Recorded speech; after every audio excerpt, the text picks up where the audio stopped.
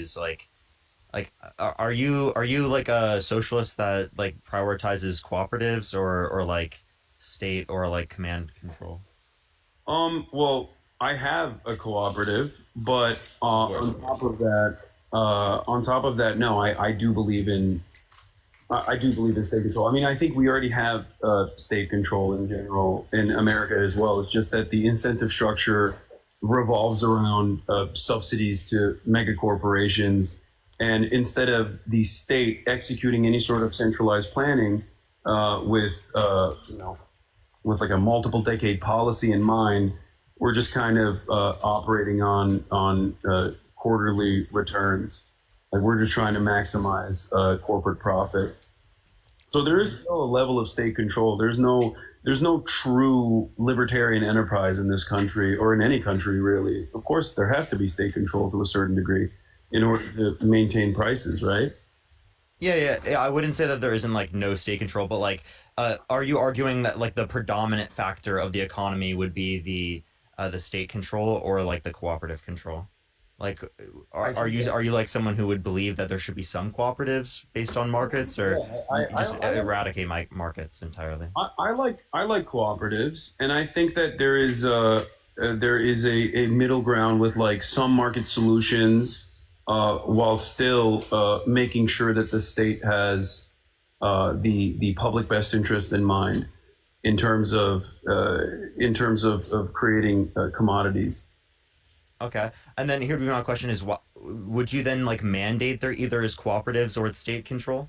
Like if you had the ability to control that? If I had the ability to control it, would I mandate every single corporation, every single corporate structure to be a cooperative structure? Or like it would be state controlled, like Yeah. nationalized. I think that the government should provide, at least in the interim, the government should provide basic necessities like shelter and become a market competitor, which would be unfair for the market, certainly, with the sole purpose of eventually eradicating certain necessary commodities from the private structure. You can have personal property all day, every day, of course, and even luxury goods or whatever kind of accommodations that you desire. But ultimately, it's more so rent seeking that I'm against. It's more so private uh, private property that I think is not good and creates is at the heart of all of this inequality. But this is stuff that's never going to happen in my lifetime. I don't think. I'm simply trying to move in the direction, at least in the short term, uh, uh, in the direction of modest reforms that genuinely improve people's lives. So then my thoughts are that like it sounds like your goals are you want to achieve this in the future, but your thoughts are that you were not even close or even at that point at all entirely. So pragmatically, you're just going to end up being like a social democrat. The way, I mean, yeah, what I advocate for, my most radical perspectives don't come from domestic policy. It's usually my anti-imperialist positions that cause a lot of ire especially in the minds of a lot of Americans. But yeah, as far as domestic policy goes, yeah, I mean, I'm an advocate for nationalized healthcare structure. I'm an advocate for socialized medicine in general, public housing in general. But these are, I would say, relatively modest reforms that exist in one way, shape, or form in other social democracies in Europe, even though they are running into the same problems with the parasitic nature of capital in terms of social democracies basically clawing back all of these social safety nets year over year with austerity measures, with the inevitable goal of privatization, and that is part of the reason why I think that you know I'm, I guess, a little bit more radical in the long term with what I believe. But yes, in the short term, I advocate mostly for modest social democratic proposals. Hmm. Yeah, I mean, yeah. So I mean, it practically in terms of domestic policy sounds like we're like practically on like the same side, and whatnot. Obviously, like that's why like we pretty much agree in terms of all like the policies and the people that we support and stuff. But I feel like a lot of leftists get really focused on like everyone agreeing on like those like sort of I don't want to call them fringe economically related issues, but they're like it's really like definitions and stuff. It's not like we don't pragmatically disagree. We get really focused on like, oh, we have that type of disagreement when we're in reality arguing, at least in the time period, the same for the same thing. Yeah. Well, the reasons for why I advocate for these things might be a little different than yours. Aside from like genuinely improving people's lives, and this is another thing that I'm not like secretive about, but I see a noticeable lack of class consciousness in the American working class in general. There is tremendous class consciousness for capital owners, whether they even recognize it or not, and they don't even need to have class consciousness because the system is structured to benefit their needs regardless, and to continue their position as generating engaging in capital accumulation.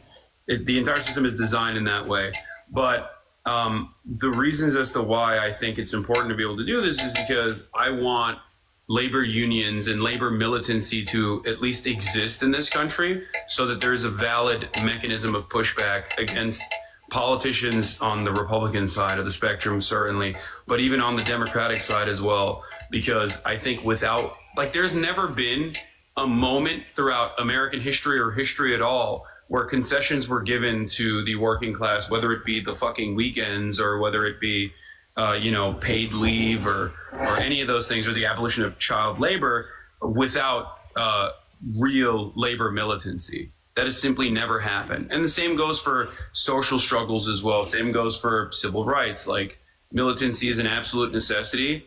And I see the American working class as completely removed from that conversation, where they just understandably see themselves as powerless in this structure. And I think that breeds resentment, hostility, and it creates, paired up with the economic volatility that many Americans experience, that creates a perfect ground for right-wing reactionary fascist movements to grow. And that's what we're seeing in America. Mm-hmm. I think I agree with that. So I'm not as educated on economics as Parker is, but what I will say is seemingly that's compatible with like a social democrat model to like advocate for more class consciousness, to like get more social reform, better programs for individuals and like the low middle class, and create economic policy and which centers the average citizen or constituent of a country compared to those who have the most money. But I will say, maybe the more we advocate for class consciousness, the more I educate myself on like this paradigm of conflicts between classes of wealth and how to effectively resolve them. Maybe that just naturally leads you down this pathway of becoming just completely radicalized socialists, But I don't think I joke and I say like, yeah, I have radical beliefs, but like, I mean, what's the saying? I'm sorry, that was a play on words. I was joking too. No. It's by no measure of mental wellness to be well adjusted to a completely insane society. Like, think about it that way, where advocacy for socialized medicine is seen as a bridge too far for many Americans who are so heavily propagandized. No matter how brilliant they fancy themselves to be, the independent thinkers who think that like social medicine means like, oh, we're gonna do Venezuela style rat eating in America or whatever the fuck, right? So like, I wouldn't necessarily say it's radicalization, more so an evolution, by recognizing the understandable contradictions that are baked into capitalism, because capitalism was an advancement from the previous mode of commodity production for sure. But most of even what Marx talks about in terms of capitalism is not necessarily,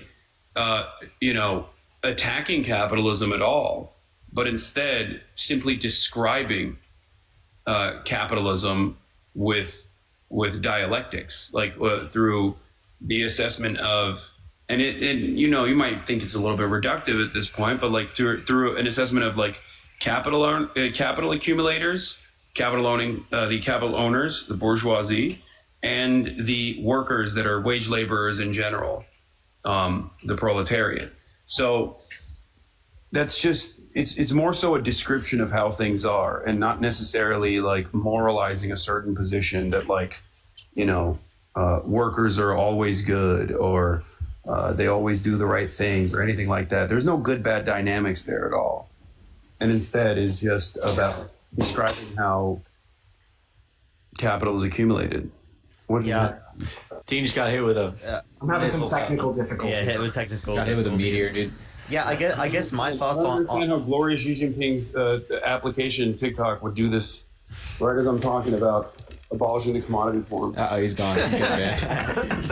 yeah, I guess where I'm coming from, and I'm coming from someone who used to be a socialist myself for a pretty long time, and I actually started my whole content creation, like creating like leftist and socialist content, is that like a lot of these issues that exist, I think, can be solved with social democracy. And a lot of people say that there's like issues with social democracy. It starts to corrupt. People start to fight and advocate against it. But I don't think that's a critique against social democracy in of itself. I think that just means that you just need to maintain social democracy in the same type of way like we maintain our democracy. Well, man, the real social democracy hasn't been tried. Well, I mean, like we could say that like we don't think that this real certain form has been tried, and I think that that's cool, but like my argument would then be is that we'd have to try it on smaller levels to be able to see whether or not it works on a larger form in order to be able to say that like it's actually effective. I don't think we'd be able to say that we should adopt it on some sort of globalized production model if it is the case that we don't have any type of level of actual probabilistic means of demonstrating how likely it is that it's going to be beneficial for workers or for people, because we could actually like hurt some of our concerns, like quality of life for workers, if we don't take that into account when we're like applying these sorts of systems, if we don't know what the empirical effect is of these different types of theoretical models. Not to say that theoretical models can't be then used or seen to be effective later on, but it's like we just need evidence to indicate that these particular models are effective before we establish it on such a pragmatic basis worldwide, is what I would say. Yeah, I mean, we're not getting there anytime soon anyway. I'm not saying like tomorrow with a magic wand we are going to dissolve the class structure and live in a moneyless, classless, stateless society. Yeah, my thoughts even then, like, would even a stateless society be like desirable in the future? Like, even if we hit like full automation. Sorry, I don't want to like full on socialist debate you, but like, even if we hit full automation, like, would it even be desirable for us to get rid of that? Like, because we still want a state to like limit people from committing crimes, right?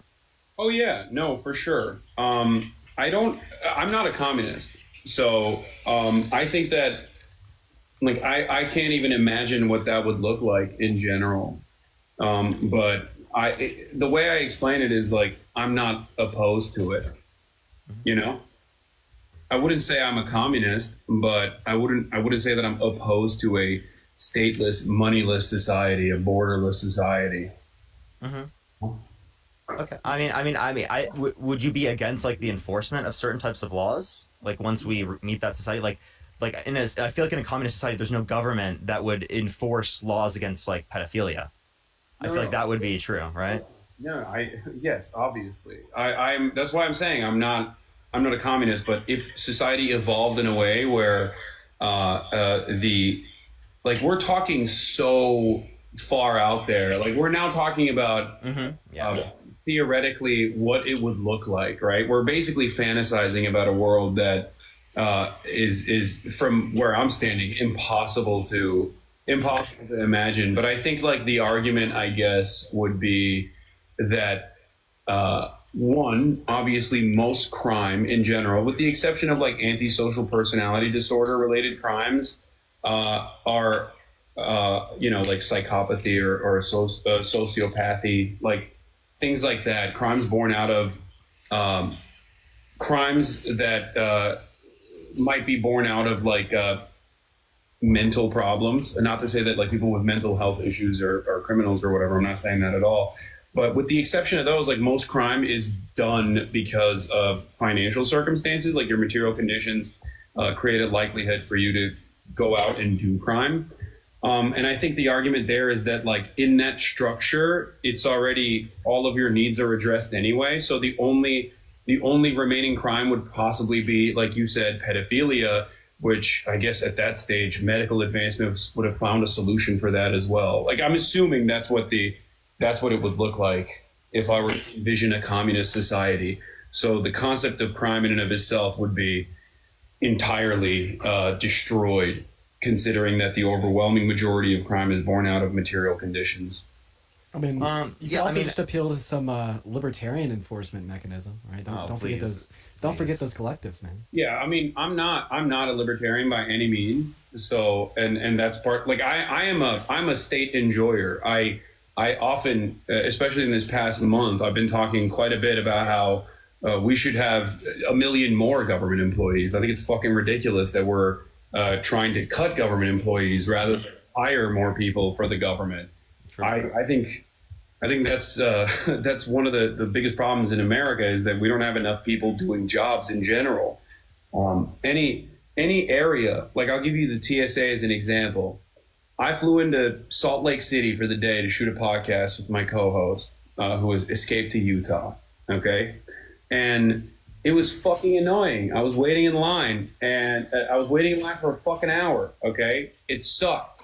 And back in the day, I used to be like, man, fuck these guys. Like, these guys suck at their jobs. They're just like sitting around twiddling their thumbs, not doing a good job. Now I'm woke. I realize that it's not because of the individual employee that's like handling this insane amount of demand. It's that somewhere along the line, someone decided that we're going to need to do budget cuts and that we're not going to be able to open up the extra lines, right? Because we don't want to pay for the salaries of additional TSA employees at the time. Same with luggage handlers, right? Like anywhere where you experience as a consumer, anywhere you experience any sort of issue, our immediate inclination is that it's actually the fault of the individual workers who are fucking lazy, and that's wrong. That's just simply incorrect. It is directly because companies are corner cutting, cost cutting, and the most malleable aspect of commodity production always is going to be labor. So you cost cut by forcing 4 people to do the job of 8, especially when you can get away with it, especially when conditions have deteriorated and you're fearful that you might lose your job and then lose your fucking house, or not be able to pay rent anymore. The same principle holds for the federal government as well. TSA employees are already technically federal government employees anyway. That's why I use that as an example. Trump cut a bunch of TSA employees as well. I think it was like 300 or something. Really? Yeah, I like how it's ironic how MAGA says like these criminals are like taking our jobs, but really it's Donald Trump who's the criminal taking our jobs. Yeah. From federal employees, kind of crazy shit that's embarking on. I don't mean to like go into a whole socialism debate with you, but yeah, thanks for answering all my questions. Like, I thought that was pretty cool. Yeah, no problem. Hasan, I got a question. All right, let's hear it. So, it's been funny, okay? So, it's about every like 30 to 45 days, I'll check my Twitter DMs, and I'll see a new DM from you saying, "Pop out to LA and come on the show." And it's just been so funny because it's been happening for like 6 months, and at this point, I think it's hilarious. I'm no. Well, I told you next time you're in LA, hit me up. But you were like, "Oh, I'll come to LA even just for that alone." I was like, "Yeah, well, bro, I'll pop on just for that." I felt like that was too much pressure. I don't know where you live, but that's like. It's not. Don't worry. I live in LA, so he'll come out and see me too. Yeah, I got a $65 flight one way to LA from my local airport. Hell yeah!